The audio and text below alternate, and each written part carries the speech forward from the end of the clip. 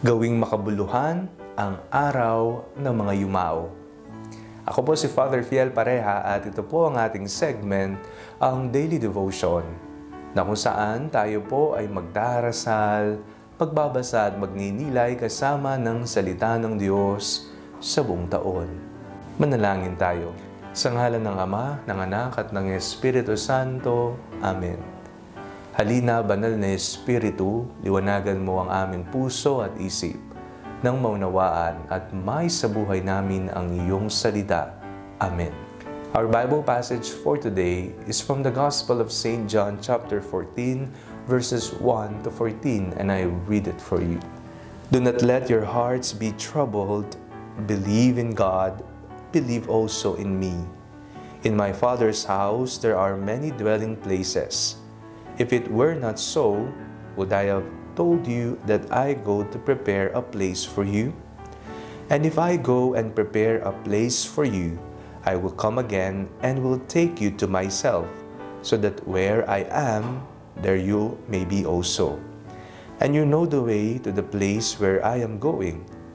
Thomas said to him, Lord, we do not know where you are going. How can we know the way? Jesus said to him, I am the way and the truth and the life. No one comes to the Father except through me. If you know me, you will know my Father also. From now on, you do know him and have seen him. Philip said to him, Lord, show us the Father, and we will be satisfied. Jesus said to him, Have I been with you all this time, Philip, and you still do not know me? Whoever has seen me has seen the Father. How can you say, Show us the Father? Do you not believe that I am in the Father, and the Father is in me? The words that I say to you, I do not speak on my own, but the Father who dwells in me does his works. Believe me that I am in the Father, and the Father is in me. But if you do not, then believe me because of the works themselves. Very truly, I tell you, the one who believes in me will also do the works that I do, and in fact, will do greater works than these. Because I am going to the Father, I will do whatever you ask in my name, so that the Father may be glorified in the Son. If in my name you ask me for anything, I will do it. Ngayong araw pong ito, ating pong ginugunita ang lahat ng mga pumanaw. Sino sa miyembro ng iyong pamilya ang nauna na? O kaya naman po kaibigan ng matalik na yumauna. Atin po silang ipinagdarasal. Atin pong ginugunita ang lahat ng mga kaluluwa, maging ang mga kaluluwa na walang nakakaalala sa kanila. Papaano mo ginagawang makabuluhan ang iyong All Souls Day? Sa ating pong bansa, kahapon po tayo dumalo sa mga sementeryo, nagtirik ng kandila, nag-alay ng bulaklak at nagdasal.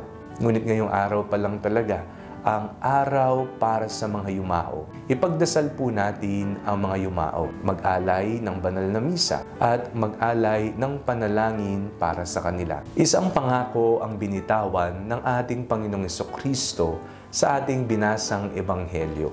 Sabi niya, Do not let your hearts be troubled, believe in God and believe also in me. In my Father's house there are many dwelling places. Marami pong silid sa kaharian ng Ama na naghihintay sa atin. Gusto ba nating makapagpahinga sa isang silid sa kalangitan?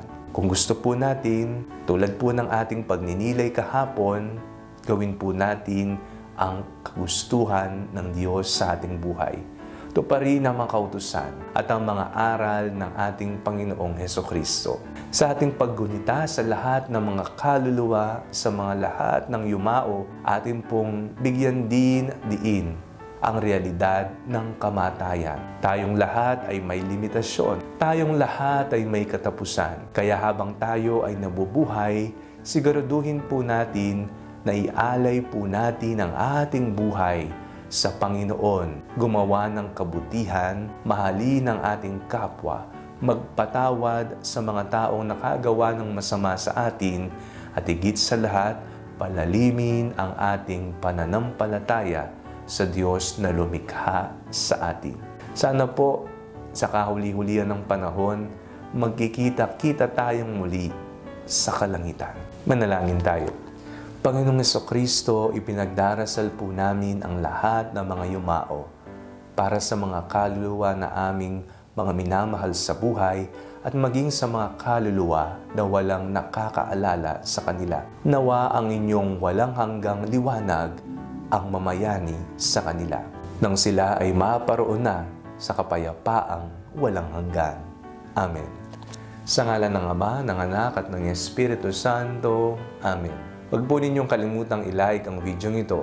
Mag-comment po kayo and share it with your family and friends. Ang Panalangin Bago Matulog ay may sariling Facebook page na po. Huwag niyo pong kakalimutang mag-like at mag-follow dito, and do not forget to subscribe to our YouTube channel. I-click niyo lamang po ang link na nasa description ng video ito, o kaya naman po just search Father Fiel Pareha. God bless you po.